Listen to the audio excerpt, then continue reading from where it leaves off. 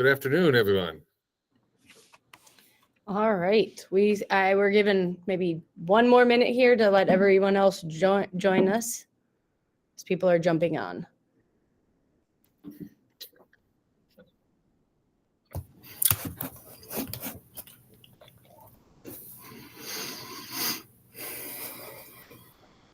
If you are just joining us on the screen, you will see a QR code and a tiny URL that will take you to a Google link form.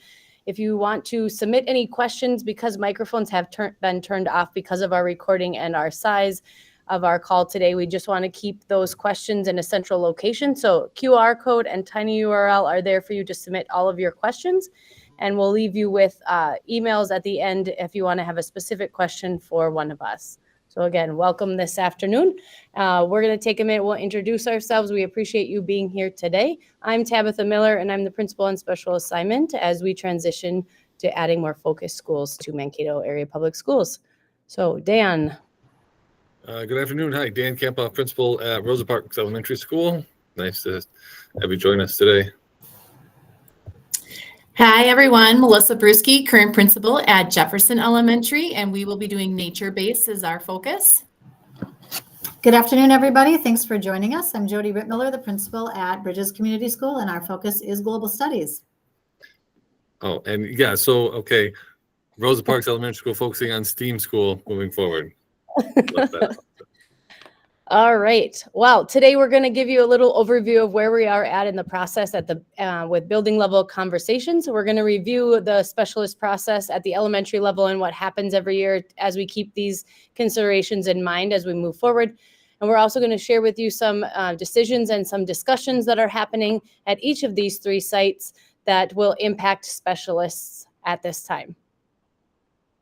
So where we are in the process right now is that each building has a dreaming team that has been working together with a variety of different teachers at each of their sites to figure out what is happening next, from curriculum development to planning to training, including specialist models. And so those dreaming teams are getting together pretty regularly at each of those sites to discuss that and figure out and dream big around what those are going to look like.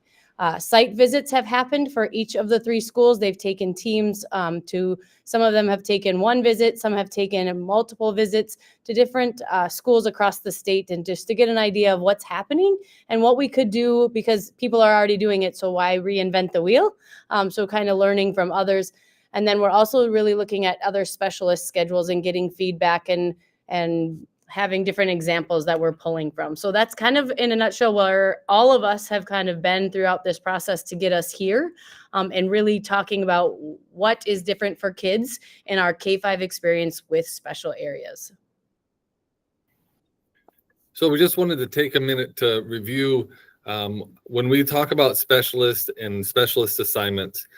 This is part of our process every year, and that's not necessarily changing. And so just wanted to hit on a couple things. Our goal is to always keep everybody where they're at, as long as that's what everybody wants.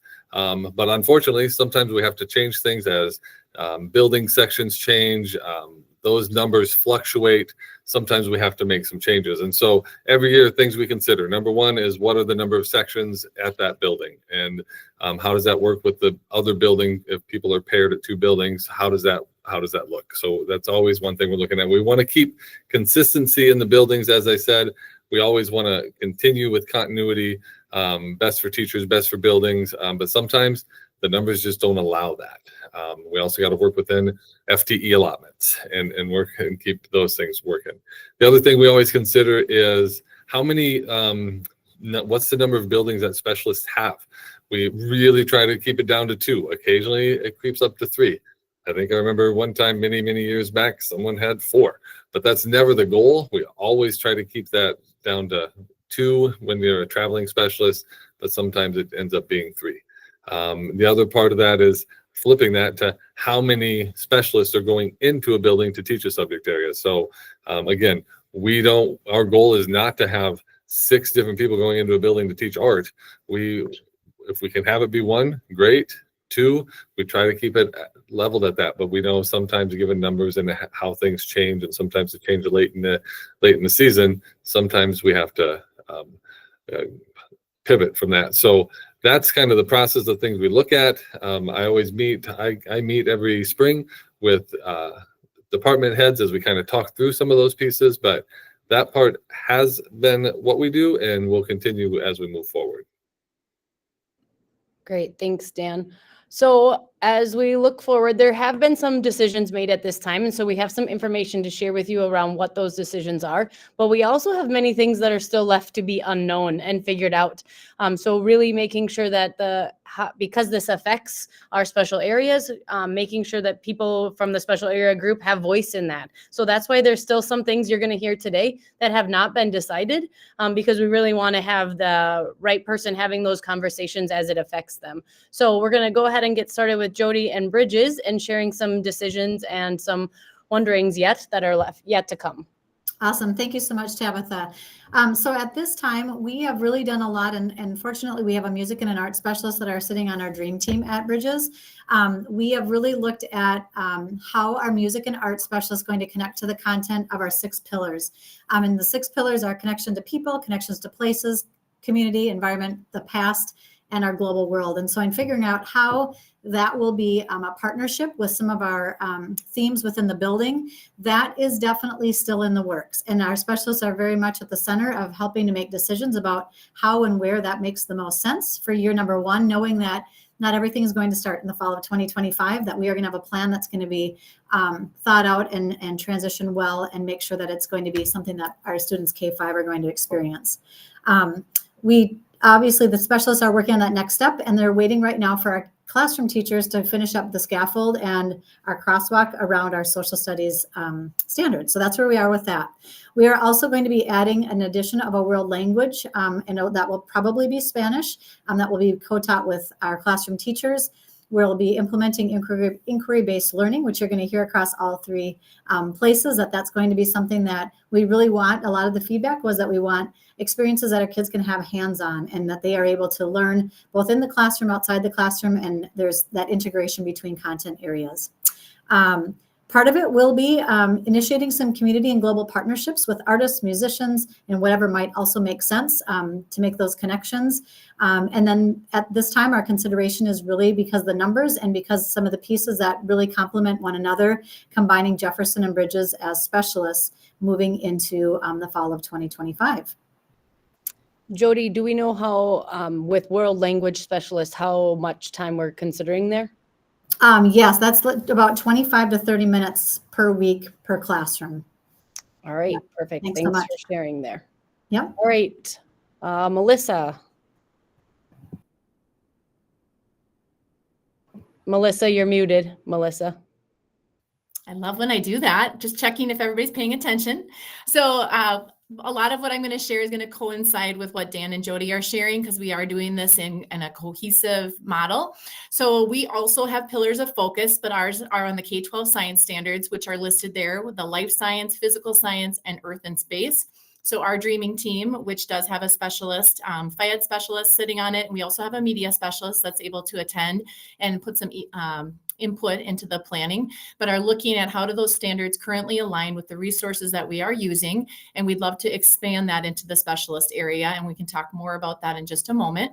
So some of the key things that we are looking to initiate in the fall of 2025 is coordinating field experiences that align with our focus area. So what opportunities do we have in our community? Which in addition to nature-based, we're also looking at agriculture. And we're really fortunate to be in a space that there's a lot of opportunity to connect around agriculture. So building those community connections. We are introducing what we're calling an outdoor exploratory, which is impacting our FIED instructor at this time. So we'll have our regular sections of FIED and then moving our FIED teacher to a full-time position. And those additional sections, depending on how many sections we have at Jefferson, will be used to co-teach a nature-based lesson. So that FIED teacher will pair with a classroom teacher. It could be multiple grade levels, and they will do a specific lesson that's connected to nature-based learning. And that's all to be developed, but we're excited to have that opportunity to do so.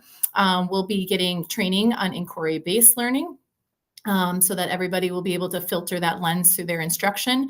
And then again, our goal is to be combining with Bridges, and our STEM and Phi-Ed will be the focus at Jefferson for those two specialists that are shared between two focus schools. And then when they're at Bridges, they'll be looking at the arts. And so to make sure that they're developing not everything, we're just really going to focus on content areas. And then we're going to, over the course of time, switch so that all content areas across the board in our specialist area are developed in that way and connected to focus. Perfect. Thank you, Melissa. And Dan.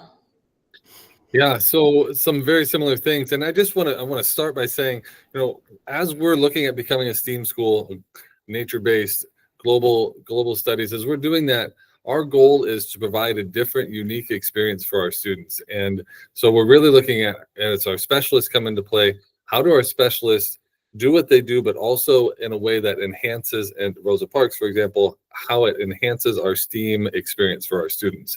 And so within that, as we continue moving forward, we know that we're going to operate in a trimester model. We're still working through the logistics of that within that trimester, how exactly that's going to work, working closely with our specialist team to kind of work through that process and land on a place that we can agree, or maybe we can at least move forward agreeing to disagree, but once we make that decision moving forward. But we know we're going to be in a trimester, and that might look different in how we serve kids in that way. SAM, STEM, arts and music, will likely, we're looking at in that process on how we really enhance the STEM experience at Rosa Parks, switching those into full-time spots at Rosa Parks, allowing for opportunities to collaborate with the classroom teacher and push in and pull out opportunities for integrated content as we're rolling through our trimesters. And coordinating, part of that piece is also coordinating partnerships and field studies to enhance that STEAM experience within those areas. And so again, still ironing out all the details of that as we put that together, but that is the direction that we're heading. Within there, we're also looking at our Phi-Ed and asking the question of how can we consider Phi-Ed differently? And in that, the conversation is around what if we increased the frequency of PE and the number of times it's taught during a week? So we know we're still working in that 100 minutes a week model that we currently have, but the conversation started with, hey, what if we had PE every day? Everybody, I think, would support, that'd be awesome. But looking at that, 20 minutes, taking the 100 minutes divided by 5, 120-minute class is probably not ideal. So looking at different ways that we can increase the number of times PE is taught, not necessarily in the 50 minutes chunks that it's currently taught, is the conversation that we're having there around PE.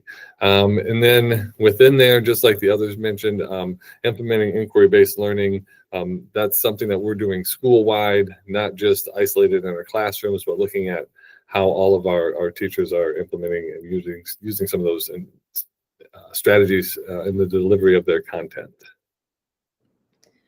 Thank you, Dan.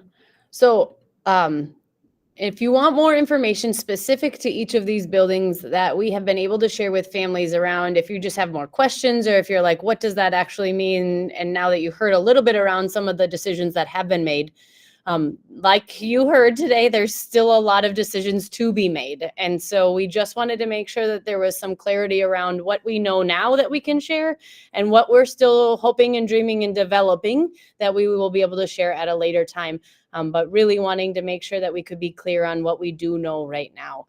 So these 3 sessions, I will share out the slideshow links afterwards. You'll have a chance to click on these and learn a little bit more about each of them, and seeing the slides around what does this really mean for the fall of 25, and what are some long-term goals they have as we continue to look in 2 years, 3 years, 5 years down the road, in those changes.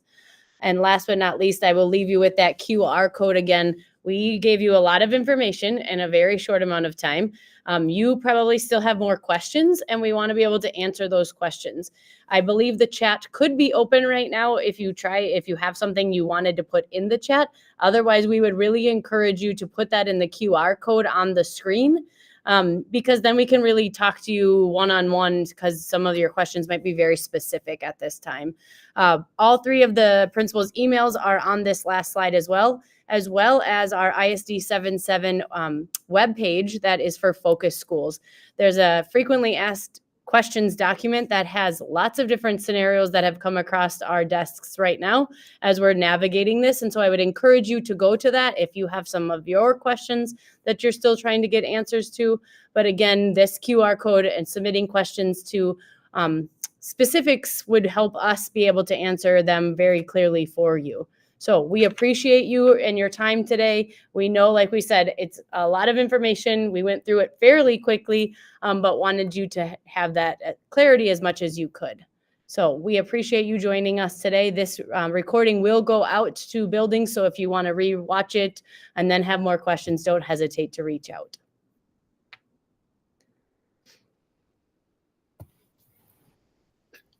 Thank you all very much. Yeah, thanks everybody. Thank you for joining us and have a great night.